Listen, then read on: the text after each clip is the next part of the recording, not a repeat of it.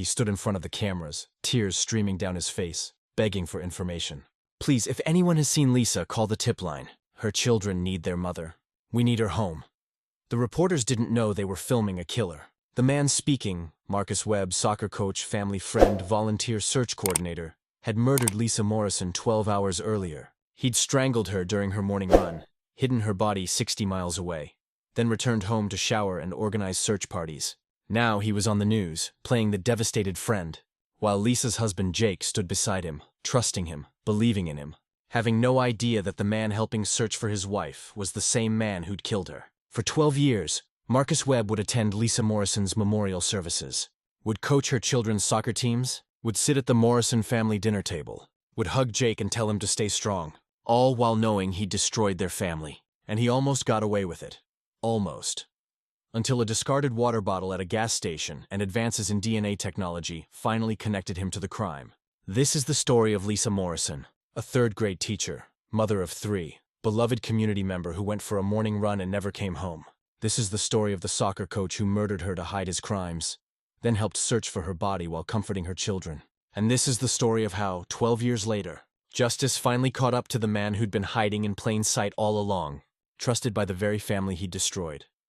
Lisa Ann Morrison was born on June 3, 1978, in Boise, Idaho, to parents who both worked as public school teachers. From the beginning, Lisa seemed destined to follow in their footsteps. She was patient with younger children, naturally nurturing, and possessed the rare ability to explain complex concepts in ways anyone could understand. Her parents used to joke that Lisa was born to teach. She'd lined up her stuffed animals in rows and taught them letters before she could read herself. Growing up in Boise, Lisa was the middle child of 3, an older brother, David, and a younger sister, Michelle. The Morrison household was chaotic, but loving, filled with books and homework and enthusiastic debates about everything from politics to the best pizza toppings. Lisa's parents encouraged critical thinking, independence, and kindness above all else. Those values shaped who Lisa became. In high school, Lisa was well-liked without being popular, intelligent without being pretentious. She played soccer, midfielder, competitive but not elite, and maintained a solid A- average. She had close friends rather than a large social circle, preferring deep connections to superficial ones. Her guidance counselor wrote in a college recommendation that Lisa possessed uncommon emotional intelligence and a genuine desire to help others succeed.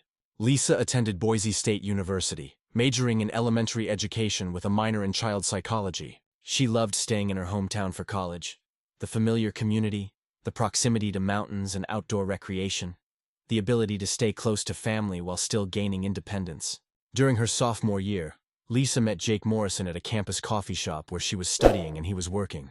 Jake was a year older, studying business administration, with an easygoing personality that balanced Lisa's more serious nature. They started dating within weeks, fell in love slowly and steadily, got engaged the summer after Lisa graduated in 2000. Their wedding was small but joyful, held at a park in Boise with 50 guests, mostly family and close friends. Lisa wore a simple white dress she'd found at a consignment shop. Jake wore a suit his father had helped him pick out. They honeymooned in Seattle, exploring the city on foot, making plans for their future. Lisa started teaching 3rd grade at Riverside Elementary School in Boise that fall. She was 22, enthusiastic and slightly terrified, determined to be the kind of teacher who made a difference. She decorated her classroom with bright colors and inspirational quotes. She learned all her students' names on the first day. She stayed late helping struggling readers, arrived early to prepare lessons, and called parents with good news about their children's progress, not just problems. Within 2 years, Lisa had become one of Riverside Elementary's most beloved teachers. Parents requested her classroom. Students who'd moved on to higher grades stopped by to visit. Her colleagues admired her patience, her creativity, her genuine love for teaching. She wasn't in it for the summers off or the steady paycheck, though both were nice. She was in it because she truly believed education could transform lives. Lisa and Jake's first child, Emma, was born in 2003. Lisa took maternity leave, struggled with the transition from teacher to mother, eventually found her rhythm. Their son Tyler arrived in 2005, followed by their youngest daughter Sophie in 2007. By 2008, Lisa had 3 children under age 6 and was working part-time at Riverside Elementary, teaching 3 days a week while managing the chaos of young motherhood. It was exhausting and fulfilling in equal measure. Jake had started his own small business consulting firm, which meant flexible hours but inconsistent income. Money was tight but manageable. They lived in a modest 3-bedroom house in a safe Boise neighborhood. They drove used cars. They budgeted carefully. But they were happy. Lisa's morning runs became sacred time, the 1 hour of her day that belonged only to her. She'd wake at 5:30 a.m. before the children were up, before the demands of teaching and parenting consumed her energy. She'd put on her running clothes, lace up her shoes, and spend an hour moving through quiet suburban streets while the world was still waking up. She ran the same 5-mile route every time, a loop through her neighborhood that took her past familiar houses and friendly faces. Running cleared Lisa's mind, gave her space to think, helped her process the constant mental load of being a working mother. She loved those early morning miles more than she could articulate. They kept her sane. As her children grew, Lisa became deeply involved in their activities. Emma started playing youth soccer at age 6, joining a local recreational league. Tyler followed 2 years later. By 2011, both Emma and Tyler were playing for teams coached by Marcus Webb, a fixture in the Boise youth soccer community. Marcus was 41 years old, married with 2 teenage children of his own. He'd been coaching youth soccer for over a decade, volunteering his time because he genuinely seemed to love working with kids. He was patient, encouraging, focused on skill development rather than winning at all costs. Parents liked him. Kids respected him. He seemed like exactly the kind of adult you wanted influencing your children. The Morrison family and the Webb family became friendly through soccer. Not close friends, but friendly acquaintances who chatted at games, occasionally saw each other at community events, existed in the same social orbit. Marcus coached Emma's team in the fall of 2011. The following spring, he coached Tyler's team. He was good with both kids, encouraging without being pushy, helping them improve without making them feel inadequate. Lisa appreciated his coaching style. She trusted him with her children.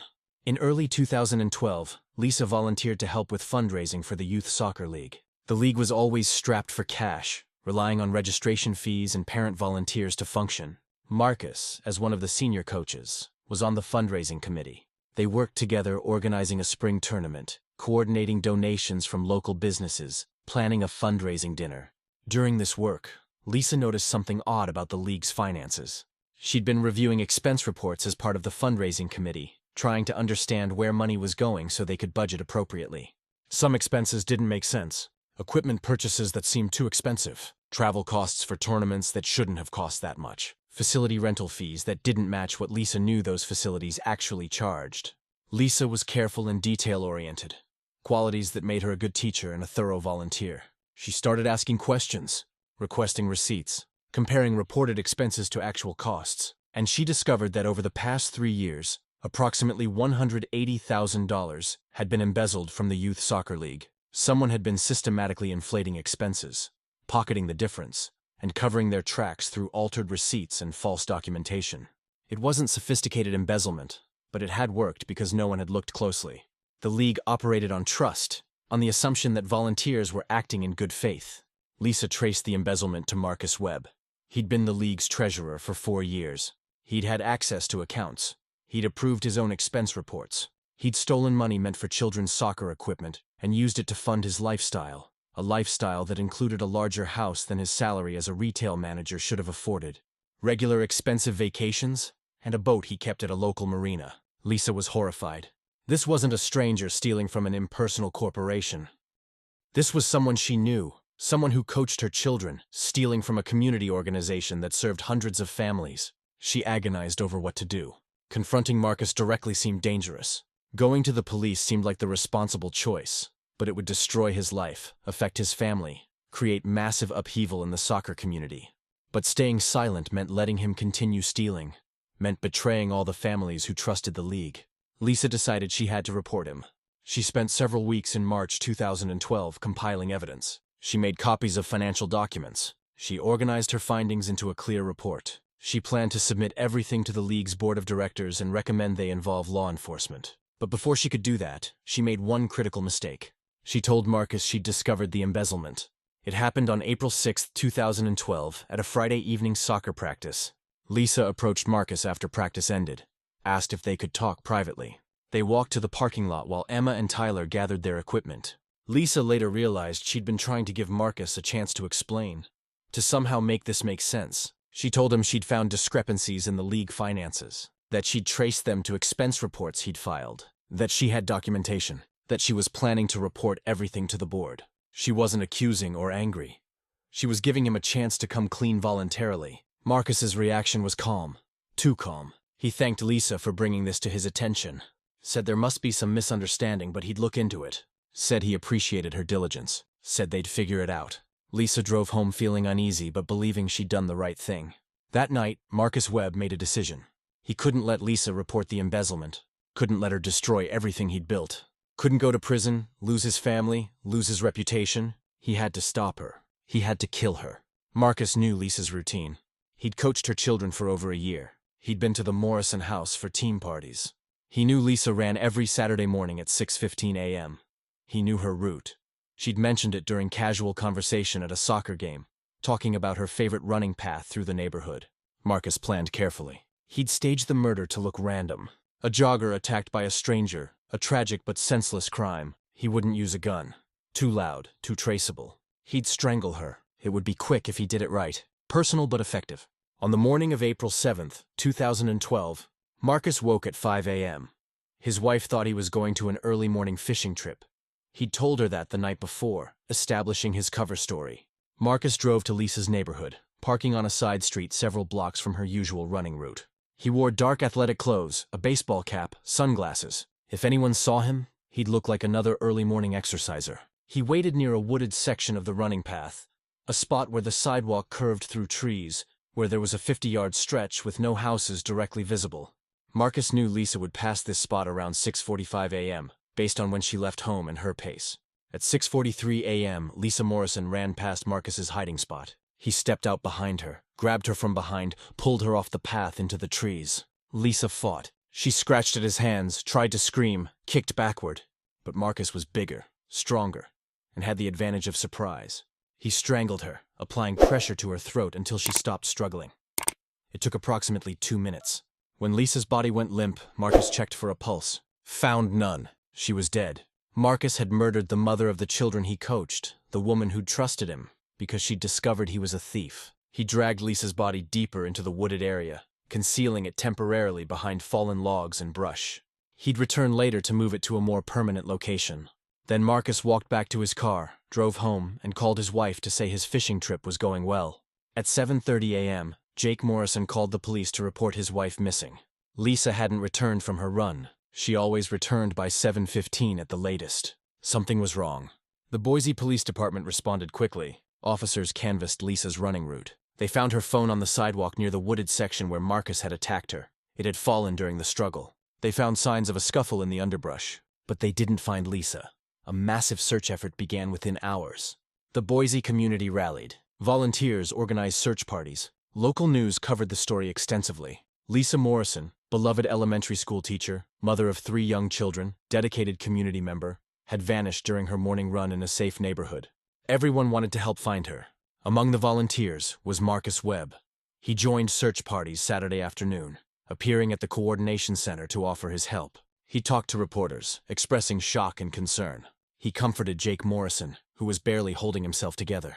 He organized other youth soccer parents to help search. He played the role of concerned family friend perfectly.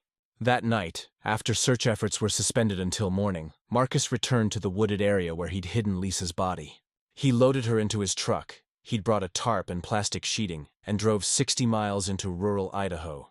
He buried her in a remote location he'd scouted years earlier during a hunting trip, a spot so isolated that even if someone stumbled upon it, they might not realize human remains were there. Marcus spent 3 hours digging and concealing the grave. Then he drove home, arriving at 2 a.m., telling his wife he'd been out searching and lost track of time. Sunday morning, Marcus was back at the search coordination center, volunteering, helping organize search grids, appearing on the local news to appeal for information. Lisa is a wonderful person, he told cameras, his voice breaking with emotion. Her children need her home. If anyone knows anything, please come forward. Nobody suspected Marcus Webb of anything except dedication to finding his friend. On Monday, April 9th, the search continued. Lisa's parents and siblings, who still lived in the Boise area, joined the desperate effort to find her. Jake was barely functional, operating on autopilot while his mother cared for Emma, Tyler, and Sophie. The children didn't fully understand what was happening. Emma, age 9, kept asking when Mommy would be home. Tyler and Sophie seemed confused, but picked up on the adult's distress. The community continued searching for 2 weeks. Volunteer numbers dwindled as days passed with no sign of Lisa, but a dedicated corps kept looking. Marcus remained part of that corps, searching areas he knew Lisa's body wasn't, maintaining his facade of concerned friend. On April 21st, 2 weeks after Lisa's disappearance, the Boise Police Department officially classified the case as a probable homicide. The amount of time that had passed, combined with the evidence of struggle and Lisa's complete disappearance, suggested she'd been killed. But without a body, without witnesses, without strong suspects, the investigation struggled. Detectives interviewed everyone in Lisa's life. Jake was cleared immediately. He'd been home with the children. Multiple witnesses confirmed his timeline. Lisa's family and friends had alibis. Her co-workers at Riverside Elementary had no motive and solid alibis. The investigation looked at random predators, at registered sex offenders in the area, at anyone with a history of violence against women. Marcus Webb was interviewed as a witness, not a suspect. He'd been at the search coordination center when Lisa disappeared, which gave him an alibi. Actually, he'd been murdering Lisa, but no one knew that. His story was that he'd been home that morning, then heard about Lisa's disappearance and rushed to help. His wife confirmed this timeline. Police had no reason to suspect him. By June 2012, the investigation had gone cold. Police had exhausted all obvious leads. Lisa Morrison's case became one of those terrible mysteries that haunt communities. A beloved person who vanished without explanation, leaving behind devastated family and unanswered questions. Emma, Tyler, and Sophie Morrison grew up without their mother. Jake eventually sold their house, unable to live in the place Lisa had left from for the last time. He moved the family to a smaller home across town, trying to create new routines, new normalcy. The children attended counseling. Jake attended counseling. They existed in the shadow of loss, learning to live with Lisa's absence while never understanding why she was gone. And through it all, Marcus Webb remained part of their lives. He continued coaching youth soccer. Emma and Tyler continued playing on his teams. Marcus attended their games, gave them rides to practice, offered to help Jake with the kids. He was the trusted family friend who'd been there since before their mother disappeared. Jake was grateful for Marcus's consistency, for his willingness to remain in the children's lives when everything else had fallen apart. Marcus attended memorial services for Lisa. On the 1-year anniversary of her disappearance, he stood with the Morrison family at a community vigil, holding a candle, tears streaming down his face as speakers remembered Lisa's kindness and dedication. He contributed to a scholarship fund established in Lisa's name at Riverside Elementary. He seemed genuinely affected by her loss, because maintaining that facade was how Marcus stayed free. As long as everyone believed he cared, believed he was just another person devastated by Lisa's disappearance, no one would suspect him. So Marcus played the role year after year. He coached Emma through middle school soccer.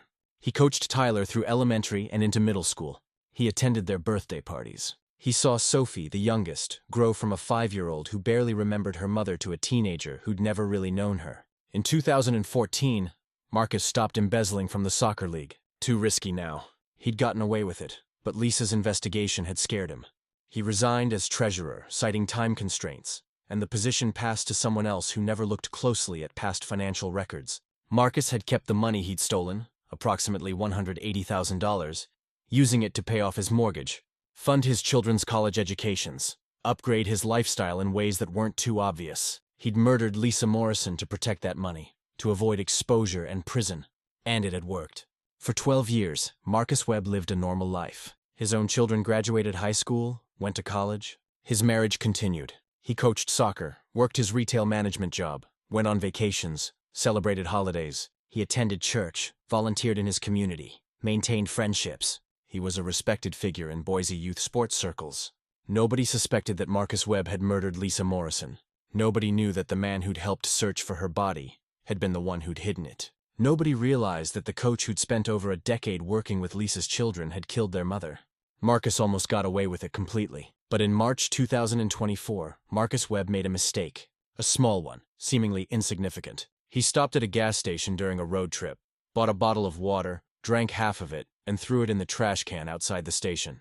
The gas station was in rural Idaho, about 15 miles from where Marcus had buried Lisa's body 12 years earlier. He'd been driving through the area, overcome by curiosity about whether the burial site remained undisturbed.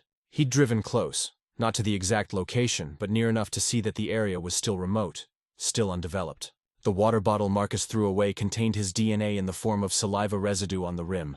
3 days later, a homeless man named Carl Jenkins was searching that gas station trash can for bottles and cans to recycle. Carl pulled out several bottles, including Marcus's. He didn't drink from them. He just collected them to redeem for cash. Carl took his collection to a recycling center where the bottles were processed. Most ended up truly recycled, but Marcus's bottle, through a series of mundane chances, ended up in a dumpster behind a convenience store, where it was noticed by Detective Sarah Chen of the Boise Police Department's cold case unit.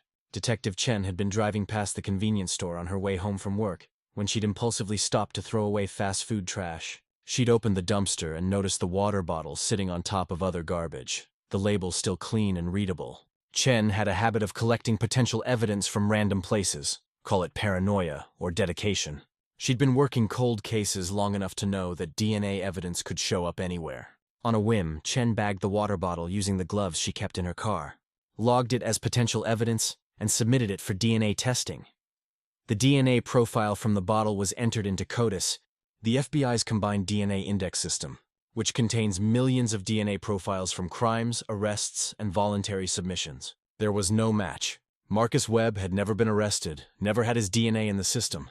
But Detective Chen was running a broader search. She'd recently attended a conference on investigative genetic genealogy, the same technique that had caught the Golden State Killer in California. Chen submitted the DNA profile to GDmatch, a public genetic genealogy database where people uploaded their DNA from consumer testing, like 23andMe and Ancestry.com, to find relatives. The database identified several distant genetic relatives of whoever had drunk from that water bottle. A forensic genealogist worked backward, building family trees, identifying common ancestors, working forward through generations to figure out who in the current generation matched the DNA profile. It took 3 months of painstaking work. The genealogist narrowed the possibilities to 12 people in Idaho and eastern Washington. Detective Chen cross-referenced those 12 names with her cold case files. One name jumped out, Marcus Webb. Chen pulled Marcus's file. He'd been interviewed in 2012 after Lisa Morrison's disappearance. He'd been a family friend, youth soccer coach, volunteer searcher. His alibi had been soft, but not suspicious at the time. Chen requested a warrant for Marcus's DNA. The judge approved it based on the genetic genealogy match and Marcus's connection to Lisa Morrison. In August 2024, Detective Chen and 2 officers knocked on Marcus Webb's door with a warrant. Marcus answered, looking confused and concerned. Chen explained they needed a DNA sample to rule him out of an old case. Standard procedure, nothing to worry about? Marcus agreed immediately. Why wouldn't he? He'd already been cleared years ago. Chen swabbed the inside of Marcus's cheek, thanked him for his cooperation, and left. 2 weeks later, the DNA from Marcus's cheek swab came back. Perfect match to the water bottle. More importantly, when Chen requested comparison to DNA evidence from Lisa Morrison's case, specifically epithelial cells found under Lisa's fingernails where she'd scratched her attacker, there was a match. Marcus Webb's DNA was under Lisa Morrison's fingernails. The DNA evidence proved Marcus had been in physical contact with Lisa during a struggle. Combined with his weak alibi and his connection to Lisa, it was enough for an arrest warrant. On September 3, 2024, 12 years and 5 months after Lisa Morrison's murder, Marcus Webb was arrested at his home and charged with first-degree murder. Jake Morrison received the call from Detective Chen while he was at work. He'd gotten similar calls over the years, possible leads, potential developments, that had never amounted to anything. When Chen said they'd arrested someone, Jake didn't believe it at first. When Chen said Marcus Webb, Jake laughed. It had to be a mistake. Marcus had been his friend for over a decade, had helped search for Lisa, had coached his children. There was no way. But as Detective Chen explained the evidence, the DNA under Lisa's fingernails, the genetic genealogy investigation, the timeline that placed Marcus near where Lisa disappeared, Jake's laughter turned to shock, then to rage. Marcus Webb had murdered Lisa.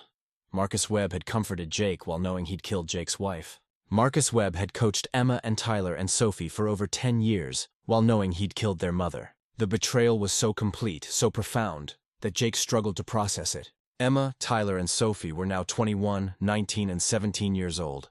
They'd grown up with Marcus Webb as a fixture in their lives. Emma had considered him a mentor. Tyler had trusted him completely. Sophie barely remembered her mother, but remembered Marcus always being there, always being kind. Learning he'd murdered their mother destroyed them in ways that went beyond the original loss. It wasn't just that they'd lost their mother. It was that the man who'd pretended to care, who'd been in their lives constantly, who they'd trusted, had been her killer all along. The psychological damage was immense. Marcus Webb's trial began in March 2025. He pleaded not guilty, claiming the DNA evidence was contaminated or mishandled. His attorney argued that DNA under fingernails wasn't conclusive proof of murder. Maybe Lisa had scratched Marcus during a soccer practice. Maybe there was innocent contact. But the prosecution presented a compelling case. They showed Marcus had motive. Lisa had discovered his embezzlement. They showed Marcus had opportunity. He'd been alone that morning with no verifiable alibi. They showed Marcus had deliberately inserted himself into the investigation, volunteering for search parties and befriending the victim's family to monitor the investigation and avoid suspicion. They presented expert testimony on the DNA evidence showing it definitively matched Marcus and had been preserved correctly from the original investigation. The trial lasted 6 weeks. The Morrison family attended every day. Emma, Tyler, and Sophie sat in the courtroom, staring at the man who'd coached them, who'd sat at their dinner table, who'd hugged them at their mother's memorial services. Marcus showed no emotion throughout the trial. He sat silently, occasionally conferring with his attorney, maintaining his innocence. The jury deliberated for 3 days. On April 22, 2025, they returned a verdict: guilty of first-degree murder. Marcus Webb was sentenced to life in prison, without the possibility of parole. The judge, during sentencing, noted the extraordinary cruelty of Marcus's actions, not just murdering Lisa Morrison, but spending 12 years befriending and coaching her children while hiding his crime. You inserted yourself into the Morrison family's grief, the judge said. You used their trust to avoid suspicion. You coached the children of the woman you murdered. That level of deception and cruelty deserves the maximum punishment allowed by law. Marcus Webb was led from the courtroom to begin his life sentence. He never expressed remorse, never apologized to the Morrison family. In his mind, he'd done what was necessary to protect himself. Lisa Morrison's body was recovered in June 2025, after Marcus finally revealed its location as part of a failed appeal attempt. Her remains were buried properly, in a cemetery in Boise, with a headstone that read, Lisa Ann Morrison, beloved mother, daughter, teacher, friend. Your kindness touched hundreds of lives. You are forever missed.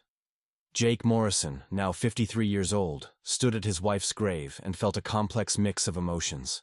Relief that Lisa had finally been found, rage at the years stolen from their family, grief that never quite healed, and confusion about how he'd trusted Marcus Webb for so long without sensing anything wrong.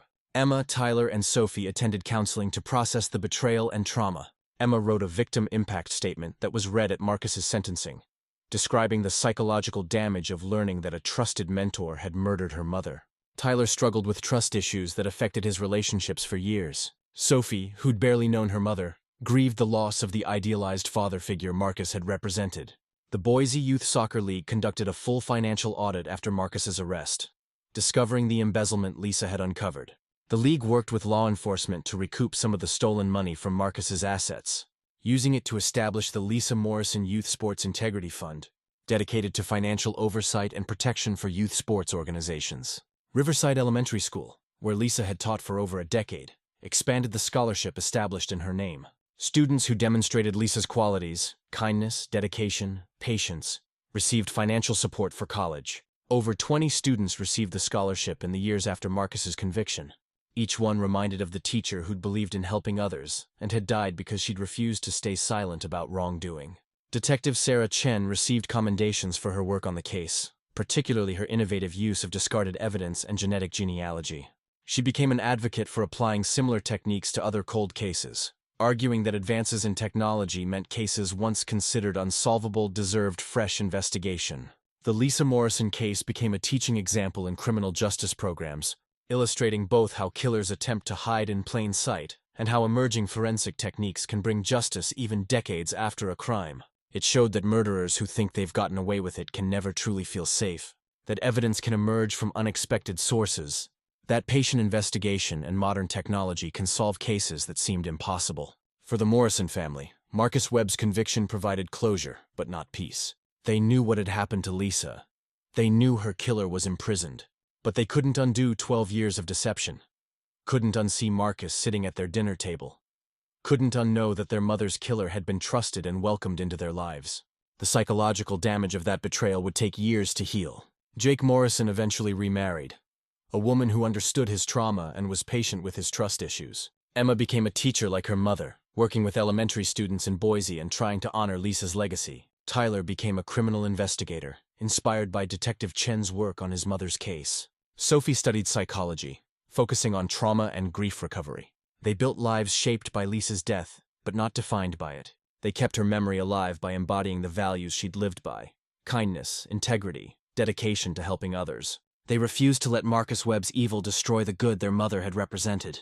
And in Boise, in the community where Lisa Morrison had lived and taught and been loved, her story remained a cautionary tale about trust and betrayal, about the masks people wear, about how evil can hide behind kindness and how justice, though delayed, can eventually prevail. Subscribe to this channel for more cold case investigations where justice was finally served. Every case matters. Every victim deserves to be remembered. Like this video if you believe persistence in seeking justice matters, even decades later. Comment below.